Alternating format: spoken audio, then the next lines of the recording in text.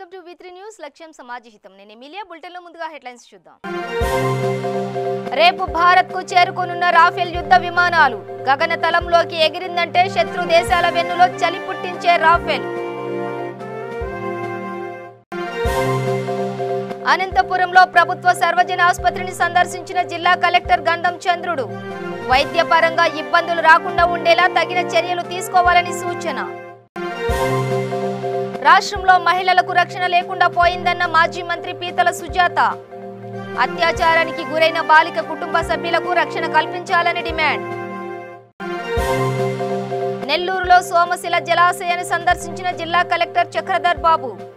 దక్షిణ కాలువ project control room తో పాటు వ్యవస్థల పనితీరుపై ఆరా. నెల్లూరు జిల్లాలో సిపిఎం పార్టీ శ్రేణులు నిరసన. కోవిడ్ వైద్య సేవలను పటిష్టం చేసేలా ప్రభుత్వం తగిన చర్యలు తీసుకోవాలని డిమాండ్. శిరోమండన బాధితుడు వరప్రసాద్ను పరామర్శించిన ఎస్సీ/ఎస్టీ కమిషన్ మాజీ చైర్మన్ కారెం శివాజీ. ప్రభుత్వం కేసును నీరుగార్చేందుకు ప్రయత్నిస్తున్నదని ఆరోపణ. డీటెయిల్స్ చూస్తే భారత వాయుసేన గగనతల పోరాట సామర్థ్యాన్ని ఇనుమడింపజేసేలా రాఫెల్ యుద్ధ విమానాలు మరో 2 రోజుల్లో అంబాలా ఎయిర్ బేస్ చేరుకోనున్నాయి. ఫ్రాన్స్ నుంచి కొద్దిసేపటి క్రితమే 5 రాఫెల్ యుద్ధ విమానాలు భారత్ బయలుదేరాయి. ఇవి ఫ్రాన్స్ నుంచి భారత్కు చేరుకునే క్రమంలో దాదాపు 7,000 కిలోమీటర్లు ప్రయాణించనున్నాయి. అయితే మధ్యలో యుఏఈలో ఇంధనం నింపుకుంటాయి. కాగా ఈ బ్యాచ్లో భారత్ వస్తున్న 5 రాఫెల్ జెట్లలో 3 విమానాలు 2 సీట్లవి కాగా 2 విమానాలు మాత్రం సింగిల్ సీట్ విమానాలు. రాఫెల్ విమానాల్లో అత్యంత విధ్వంసకర ఆయుధాలు అమర్చి ఉంటాయి. ఆధునిక సాంకేతిక పరిజ్ఞానం, సునిశ్చితమైన రాడార్లు, ఎలక్ట్రానిక్ యుద్ధతంత్ర వ్యవస్థలు, స్వీయ రక్షణ సూట్లు రాఫెల్ సొంతం. సరిహద్దు దాటకుండానే శత్రు దేశాల యుద్ధ విమానాలు లక్ష్యాలను తుత్తునీయులుగా చేయగలదు. 300 కిలోమీటర్ల రేంజ్ ఉండే స్కాల్స్ గగనతలం నుంచి భూతలంపైకి క్షిపణులు, సుదూర లక్ష్యాలను కూడా ఛేదించే మేటియోర్ ఎయిర్ టు ఎయిర్ మిస్సైళ్లతో రాఫెల్ గగనతలంలోకి ఎగిరిందంటే శత్రు దేశాల వెన్నులో చలి పుట్టించగలదు. రాఫెల్ యుద్ధ విమానాలు 780 కిలోమీటర్ల పరిధిలో ప్రభావం చూపిస్తాయి. అవసరం అనుకుంటే ప్రత్యేక ఆపరేషన్లలో 1650 కిలోమీటర్ల వరకు సత్తా చాటగలవు. ఇందులో ఇజ్రాయెల్ తయారు చేసిన హెల్మెట్ డిస్ప్లే ద్వారా పైలట్లకు ఎంతో సమయం ఆదా అవుతుంది. శత్రు దేశాల రాడార్లను, ఎలక్ట్రానిక్ వ్యవస్థలను నిష్పేష్టంగా గురిచేసేలో బ్యాండ్ జామర్లు దీనిలో అమర్చారు. అన్నిటికంటే ముఖ్యంగా ఎత్తైన ప్రాంతాల్లోనూ రాఫెల్ సమర్థతలో ఎలాంటి తేడా ఉండదు. రాఫెల్ విమానాలను ఫ్రాన్స్కు చెందిన డసో ఏవియేషన్ సంస్థ తయారు చేస్తుంది. ఇప్పటి వరకు భారత్కు 10 రాఫెల్ యుద్ధ విమానాలను అందించగా వాటిలో 5 విమానాలు శిక్షణ కోసం ఫ్రాన్స్లోనే ఉండిపోయాయి. ఇప్పుడు 5 విమానాలే భారత్ రానున్నాయి. ఈ శత్రు భీకర యుద్ధ విమానాల కోసం భారత ప్రభుత్వం 2016లో 59,000 కోట్లతో ఒప్పందం కుదుర్చుకుంది. ఒప్పందం ప్రకారం 2021 చివరి నాటికి 36 రాఫెల్ జెట్ ఫైటర్లను అందించాల్సి ఉంది.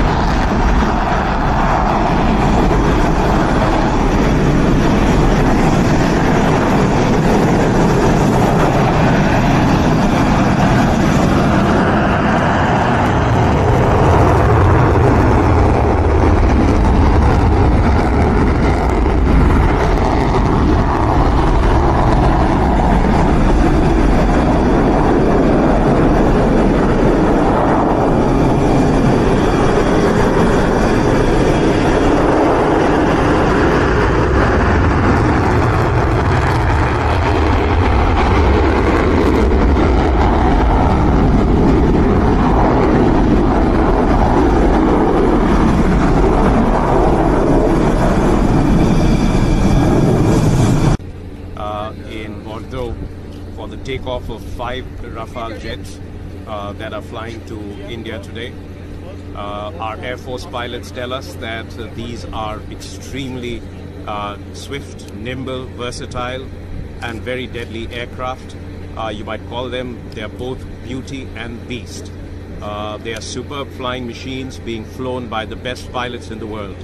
We'd like to thank Dassault for delivering the aircraft on time, the French Air Force and the French government for all the support they've provided.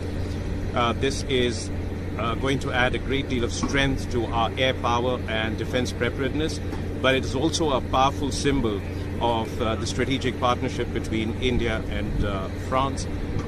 So our pilots I've just spoken to them, they are very excited.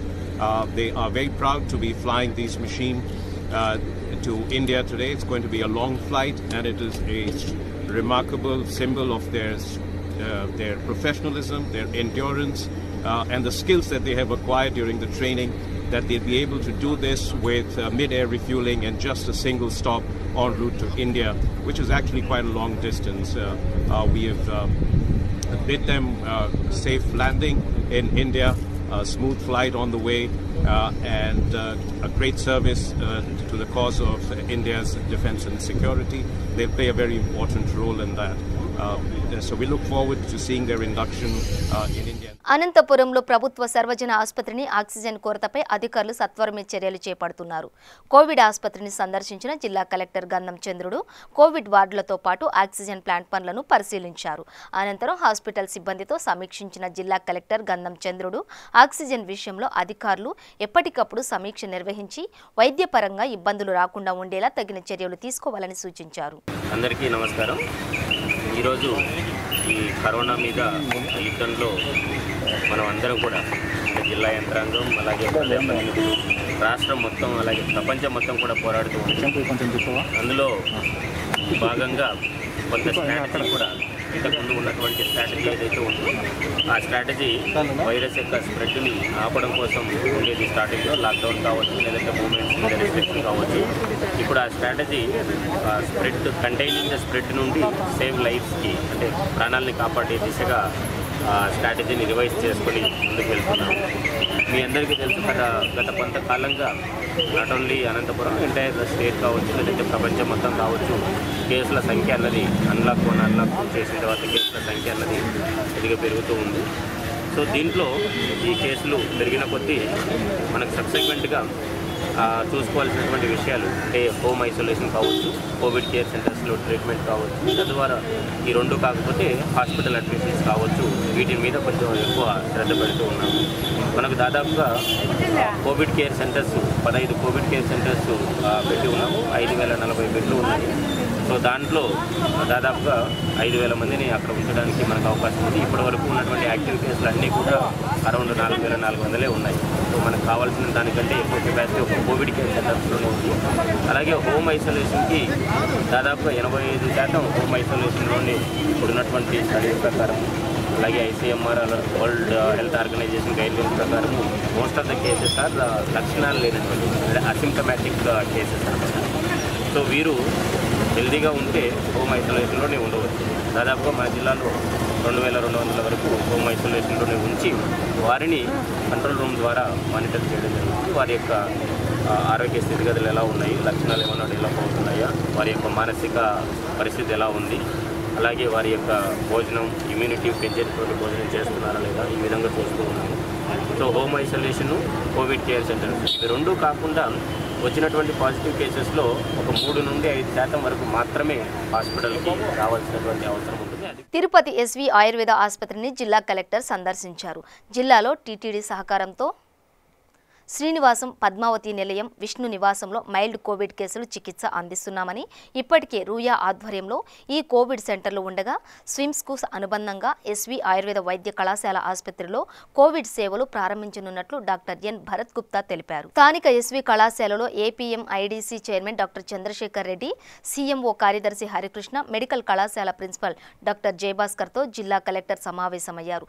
చైర్మన్కు జిల్లా collector వివరిస్తూ Covid సేవలు TTD సహకారంతో అందిస్తున్నారు. అందిస్తున్నామని, రూయాలో ICU unit కూడా సిద్ధమైందని, దానిని కూడా ప్రారంభిస్తున్నామని వివరించారు. మందులు కొన్ని అవసరమని తెలిపారు. ప్రిన్సిపాల్ వివరిస్తూ పీజీ స్టూడెంట్లందరూ కోవిడ్ సేవలు అందిస్తున్నారని, ఇబ్బందులు లేవని వివరించారు. ఏపీ ఎంఐడీసీ చైర్మన్ మాట్లాడుతూ ప్రధానంగా విశాఖ, విజయవాడ, తిరుపతిలలో కోవిడ్ సేవలు పెంపుపై ప్రభుత్వం దృష్టి సారిస్తున్నదని, అందుకు అనుగుణంగా వసతులు పెంచుకోవాల్సిన అవసరం ఉందని అన్నారు. ఆగస్టు మాసంలో కేసులు నమోదు అధికం కానున్నాయని అంచనా ఉందని, హోమ్ ఐసోలేషన్కు ప్రాధాన్యతను ఇవ్వాలని సూచించారు. అనంతరం జిల్లా కలెక్టర్ ఆయుర్వేద ఆసుపత్రిని పరిశీలించి కోవిడ్ సేవలకు అవసరమైన వైద్య పరికరాలు సమకూర్చాలని పీడీ డ్వామా చంద్రశేఖర్కు సూచించారు.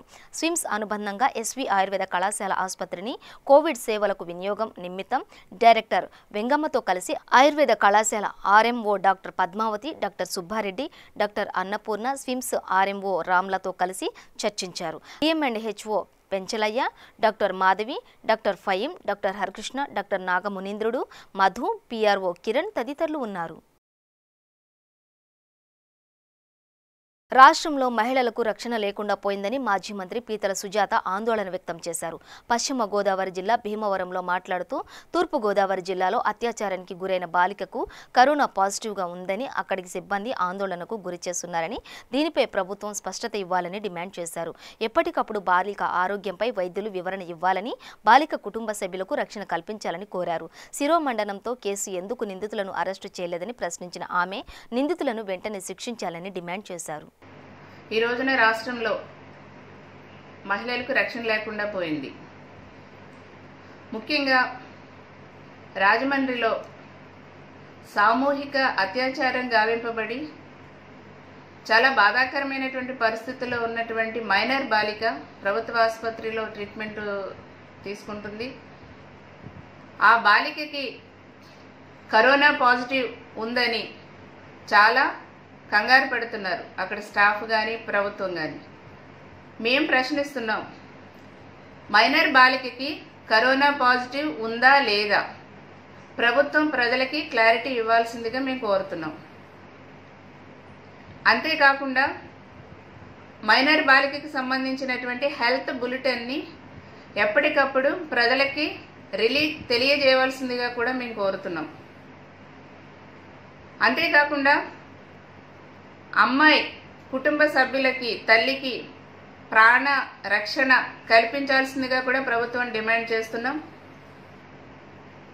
ఇప్పుడు ఏదైతే అక్కడే శిరోముండనం గావింపబడి హాస్పిటల్లో ఉన్నటువంటి వరప్రసాద్ని చాలా ప్రభుత్వ పరంగా ఇబ్బందులు పెట్టాలని చూస్తున్నారు. A1, A2 నిందితుల్ని ఇప్పటి వరకు కూడా శిరోముండనం కేసులో అరెస్ట్ చేయలేదు. మరి ప్రభుత్వం కావలసుకుని స్థానిక రాజకీయాలతో ఆ A1, A2 నిందితుల్ని కాపాడుతుంది. మేము దీన్ని ఖండిస్తున్నాం. A7గా ఉన్నటువంటి ఎస్ఐని అరెస్ట్ చేశారు. A1, A2 ముఖ్యంగా శిరోముండనానికి ముఖ్య కారకులైనటువంటి A1, A2 నిందితుల్ని ఎందుకు మీరు అరెస్ట్ చేయటం లేదు? మీ రాజకీయ పలుకుబడితో ఈ రోజున వాళ్ళని కాయాలని చూస్తున్నారు, దాచాలని చూస్తున్నారు. కానీ చట్టాలు ఊరుకోవండి. A1, A2ని ఇమీడియట్గా అరెస్ట్ చేయాలని మేము డిమాండ్ చేస్తున్నాం. అంతేకాకుండా మైనర్ బాలికకు సంబంధించి ఎవరైతే అత్యాచారం చేశారో వాళ్ళ మీద FIR నమోదు చేశారు. అదొక్కటే కాదండి, దిశ చట్టాన్ని ఎందుకు ఇంకా మీరు పెట్టలేదు? చాలా గొప్పగా రాజమండ్రిలోనే దిశ పోలీస్ స్టేషన్లు ఏర్పాటు చేశారు గౌరవ సీఎం గారు. అక్కడే అదే ప్లేస్లో ఒక మైనర్ బాలిక మీద అత్యాచారం చేస్తే ఆ ఏరియాలోనే ఇప్పటి వరకు దిశ చట్టాన్ని ఎందుకు ఇంకా పెట్టలేదు అనేసి నేను ప్రశ్నిస్తున్నాను. ఇమీడియట్గా దిశ చట్టాన్ని పెట్టి ఆ మైనర్ బాలికకి న్యాయం చేయాలనేసి కూడా డిమాండ్ చేస్తున్నాం. నెల్లూరులో సోమశిల జలాశయాన్ని జిల్లా కలెక్టర్ చక్రధర్ బాబు సందర్శించారు. జిల్లా అధికారులతో కలిసి పరిశీలించిన ఆయన ప్రస్తుత నీటి మట్టం వివరాలపై ఆరా తీశారు. అదేవిధంగా దక్షిణ కాలువ ప్రాజెక్టు కంట్రోల్ రూమ్తో పాటుగా అక్కడ వ్యవస్థల పనితీరుపై ఆరా తీశారు. అయితే ప్రస్తుతం జిల్లా ప్రజలకు త్రాగునీటి పరంగా ఎలాంటి ఇబ్బందులు లేవని, భవిష్యత్తులో కూడా ఎలాంటి సమస్యలు లేకుండా ఉండేలా ఎప్పటికప్పుడు అధ్యయనం చేయాలని సూచించారు.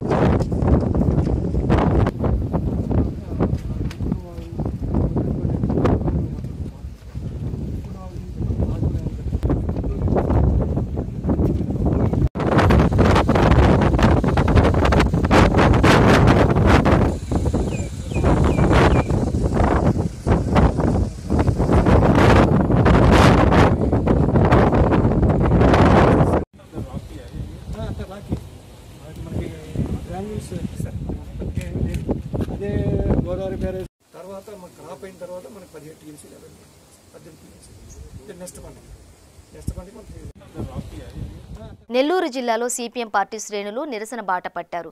కోవిడ్ పరీక్షలతో పాటుగా సాధారణ అనారోగ్య పరీక్షలను కూడా నిర్వహించాలని కోరుతూ గూడూరు వద్ద సిపిఎం నేతలు నిరసన చేపట్టారు. ముఖ్యంగా కోవిడ్ వైద్య సేవలను పటిష్టం చేసేలా ప్రభుత్వం తగిన చర్యలు తీసుకోవాలని డిమాండ్ చేసిన నేతలు అందుకు తగ్గట్టుగా వైద్య సిబ్బందిని అందుబాటులో ఉంచాలని విజ్ఞప్తి చేశారు. ముఖ్యంగా ప్రభుత్వం కూడా కరోనా విషయంలో పటిష్టమైన చర్యలు తీసుకోవాలని డిమాండ్ చేశారు. ఈరోజు రాష్ట్ర వ్యాప్తంగా వామపక్ష పార్టీల ఆధ్వర్యంలో కరోనాకు మెరుగైన వైద్యం అందించాలి, సాధారణ జబ్బులను కూడా పట్టించుకోవాలి అనేటటువంటి అంశం మీద ఈరోజు కార్యక్రమాలు చేయడం జరుగుతూ ఉంది. ముఖ్యంగా ప్రభుత్వం ఈరోజు కరోనా కట్టడి పేరుతో ఒక 3 నెలల పాటు లాక్డౌన్ విధించింది. లాక్డౌన్ విధించినప్పుడు 1-2 కేసులు మాత్రమే ఉన్నాయి ఇక్కడ. కానీ ఇప్పుడు లక్షల సంఖ్యలోకి వెళ్ళిపోతూ ఉన్నాయి. ప్రభుత్వం ఫస్ట్లో ఉన్నటువంటి ఇంట్రెస్టు, ఆ రోజు ఉన్నటువంటి పద్ధతుల్ని ఈరోజు అవలంబించే పరిస్థితుల్లో లేకుండా గాలికి వదిలేశారు. మరీ ముఖ్యంగా ఒకటి, ఈరోజు ప్రధానంగా పట్టణాలు వదిలేసి గ్రామీణ ప్రాంతాలు లేకపోయేటటువంటి పరిస్థితి కరోనాకి వచ్చింది. కరోనా స్పీడ్గా విజృంభిస్తూ ఉంది. ఈ విధమైనటువంటి పద్ధతుల్లో ప్రభుత్వం సామాన్య ప్రజల్ని అందరినీ కూడా ఇళ్లలోనే ఉండాలని చెప్పి బయటకు వస్తే వాళ్ళ మీద కేసులు పెట్టి వాళ్ళని నిర్బంధించేటటువంటి పని చేస్తూ ఉంది. మంచిదే, సంతోషం. అయితే బ్రాందీ షాపులకు మాత్రం రాత్రి 9 గంటల వరకు అమ్ముకోవచ్చని చెప్పి జీవో తీసుకొచ్చి బ్రాందీ షాపుల్లో క్యూలో పెట్టి వందల సంఖ్యలో ఒకరి మీద ఒకరు తొక్కులాడుకుంటూ బ్రాందీ షాపు ఇప్పటివరకు వైద్యం సక్రమైనటువంటి వైద్యం లేదు. కరోనా పేరుతో టెస్టులు చేయడం, ఆ టెస్టుల్లో వచ్చినటువంటి దాని ప్రకారం పాజిటివ్ వచ్చిందని చెప్పి తీసుకుపోయి క్వారంటైన్లో పెడుతున్నారు. క్వారంటైన్లో పెట్టి 2-3 రోజుల పాటు ఉంచి ఏదో మాత్రలు ఇచ్చేసి పంపించేసేటటువంటి పరిస్థితి. వాళ్ళకి తగ్గిందా లేదా చూసే పరిస్థితి లేదు. సరైన వసతులు లేవు, సరైన తిండి లేదు. వాళ్ళకి ఏంటంటే కరోనాను ఎదుర్కోవాలంటే శరీరంలో వ్యాధి నిరోధక శక్తి కావాలి అని చెప్పి ఒక పక్క మేధావులు సైంటిస్టులు చెప్తా ఉంటే, వ్యాధి నిరోధక శక్తిని పెంచుకోవడానికి ప్రభుత్వం ఒకటి బియ్యము కందిపప్పు ఇస్తే వ్యాధి నిరోధక శక్తి పెరుగుతుందా? అందుకని ప్రభుత్వం వెంటనే బాధ్యత తీసుకోవాలి, వీళ్ళందరికీ అవన్నీ ఇవ్వాలి. ఇంకొకటి, ఇప్పుడు గవర్నమెంట్ పరంగా ఉన్నటువంటి ప్రభుత్వ వైద్యశాలలన్నింటిలో జిల్లాలో ఉన్న వైద్యశాలతో సహా చూసుకుంటే ఎక్కడ కూడా వైద్య సిబ్బంది సరిపడినంతమంది లేరు. ఉన్నటువంటి ఆ వైద్యశాలలో కూడా హెడ్ క్వార్టర్లో ఉన్నటువంటి వాటన్నిటిల్లో కరోనా వైద్యశాలలుగా పెట్టిన తర్వాత ఈరోజు మొత్తం దేశవ్యాప్తంగా ఎక్కడ చూసినా షుగరు, బీపీ ఇట్లాంటి విపరీతంగా ఉండేటటువంటి పరిస్థితుల్లో షుగర్ పేషెంట్లు, బీపీ పేషెంట్లు ఇట్లాంటి వాళ్ళు ఏదైనా ఇబ్బంది వచ్చి హాస్పిటల్కి పోతే ఇది కరోనా హాస్పిటల్ మిగతా ఏపీలో సంచలనం సృష్టించిన తూర్పుగోదావరి జిల్లా సీతానగరం మండలం మునికూడిలి శిరో మండలి బాధితుడు వరప్రసాద్ను ఎస్సీ ఎస్టీ కమిషన్ మాజీ చైర్మన్ కార్యం శివాజీ పరామర్శించారు. దళిత సంఘాల నేతలతో కలిసి పరామర్శించిన ఆయన కుటుంబ సభ్యులతో మాట్లాడి తమకు పూర్తి స్థాయిలో న్యాయం జరిగేలా తన వంతు కృషి చేస్తానని చెప్పారు. దీనిపై ప్రభుత్వం సీరియస్గా స్పందించినా కేసును నీరుగార్చేందుకు ప్రయత్నిస్తున్నారని ఆరోపించారు. బాధితుడికి పూర్తి స్థాయిలో న్యాయం జరిగేలా తగిన చర్యలు తీసుకోవాలని డిమాండ్ చేశారు. 3 రోజుల్లో న్యాయం జరగకపోతే దీక్షను చేపడతామని హెచ్చరించారు. సంచలనం కలిగించిన ఈ శిరోమండలం కేసులో స్వయంగా ముఖ్యమంత్రి కలగజేసుకుని, డీజీపీ కలగజేసుకుని బాధితులకు న్యాయం చేయమని చెప్పిన తర్వాత కూడా స్థానికంగా ఉన్న రాజకీయ నాయకులు కేసును తారుమారు చేయడానికి తీవ్రంగా ప్రయత్నిస్తున్నారు. జరిగిన సంఘటనని వేరేగా చిత్రీకరించడానికి సోషల్ మీడియా ద్వారా దళితుల్లోనే ఒక వర్గాన్ని రెచ్చగొట్టి తప్పుడు స్టేట్మెంట్ ఇవ్వడానికి ప్రయత్నం చేస్తున్నారు. ఇది వాళ్ళు వెంటనే మానుకోకపోతే మాత్రం తీవ్ర గుణపాఠం చెప్తామని తెలియజేస్తున్నారు. ప్రసాద్ కనీసం కావలసినటువంటి చట్టపరంగా రావాల్సిన వృత్తి కూడా ఈ రోజు వరకు చెల్లించలేదంటే కేసును ఏ విధంగా పరిగణిస్తున్నారో పోలీసు రెవెన్యూ యంత్రాంగం ఆలోచించుకోవాలి. బాధితుడు దళిత సంఘాలు పలానా వ్యక్తి ప్రోద్బలం వల్లే జరిగిందని స్పష్టంగా చెప్తున్నా దోషిని మాత్రం బయట వదిలిపెట్టి అమాయకులను కేసులో ఇరికించారని చెప్పేసి దళిత సంఘాలన్నీ కూడా ఈ రోజున ఆరోపిస్తున్నాయి. దీన్ని చాలా తీవ్రంగా పరిగణలోకి తీసుకుని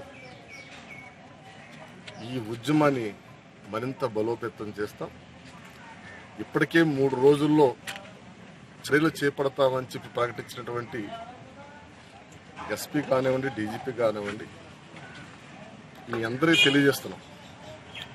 బాధితుడు సత్వరమైన న్యాయం అందించకపోతే మాత్రం నేనే స్వయంగా వచ్చి ఇక్కడ ఆమరణ నిరాహార పూనుకుంటానని చెప్పేసి కూడా నేను తెలియజేస్తాను. ఎందుకంటే స్వయంగా ఈ రోజున బాధితుడిని పరామర్శించడానికి కలెక్టర్ కూడా రాకపోవడం చాలా దురదృష్టకరం. చాలా పెద్ద సంఘటన ఇది. కేవలం మంత్రులు, రాజకీయ నాయకులు వచ్చి పరస్పరంగా ఒకరినొకరిని తిట్టుకుంటూ స్టేట్మెంట్లు ఇచ్చుకుంటున్నారే తప్పించి బాధితుల పక్షాన మాట్లాడడం మాత్రం మర్చిపోతున్నారు.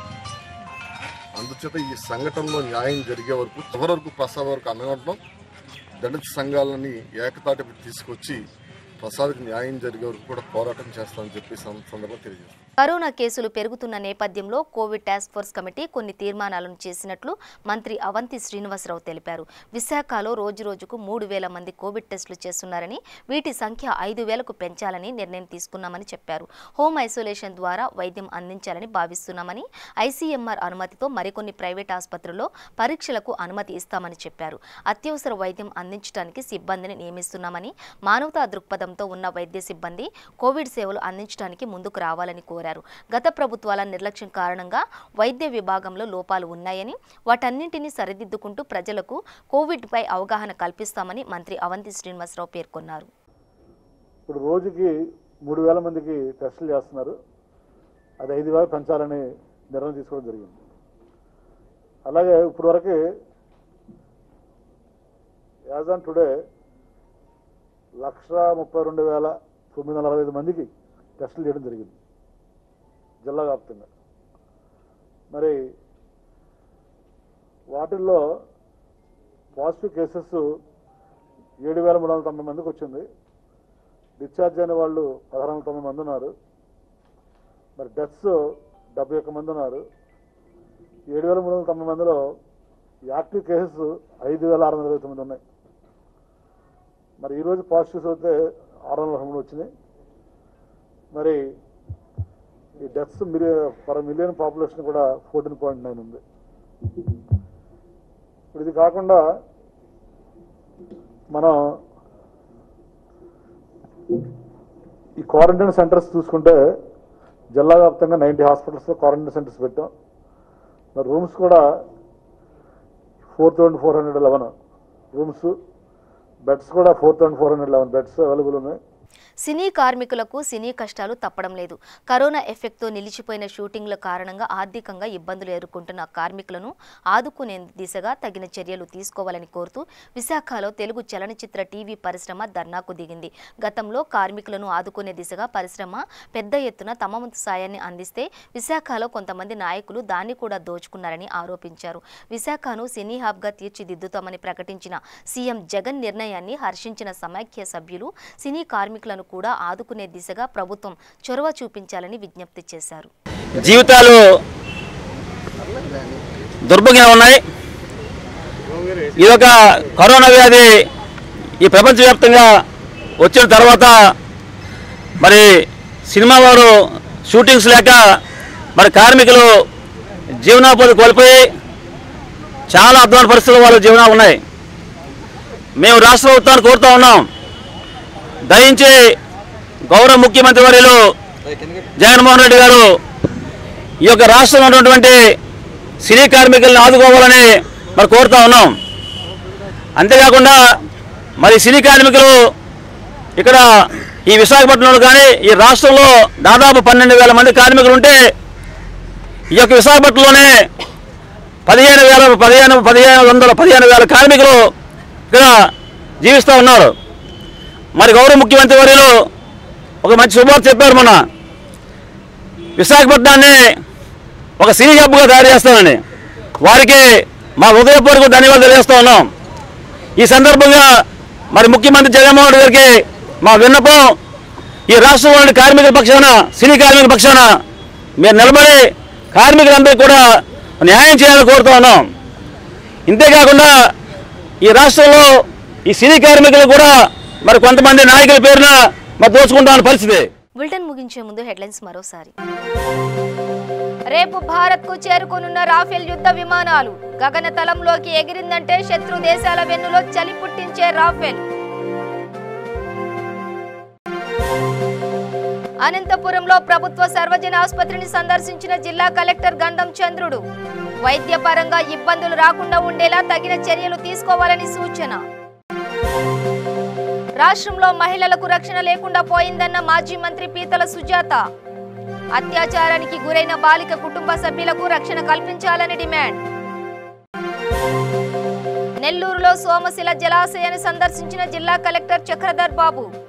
దక్షిణ కాలువ ప్రాజెక్టు కంట్రోల్ రూమ్ తో పాటు వ్యవస్థల పనితీరుపై ఆరా. నెల్లూరు జిల్లాలో సిపిఎం పార్టీ శ్రేణులు నిరసన. కోవిడ్ వైద్య సేవలను పటిష్టం చేసేలా ప్రభుత్వం తగిన చర్యలు తీసుకోవాలని డిమాండ్. శిరోమండన బాధితుడు వరప్రసాద్ను పరామర్శించిన ఎస్సీ/ఎస్టీ కమిషన్ మాజీ చైర్మన్ కారెం శివాజీ. ప్రభుత్వం కేసును నీరుగార్చేందుకు ప్రయత్నిస్తున్నదని ఆరోపణ. ఇవి బులెటిన్ విశేషాలు.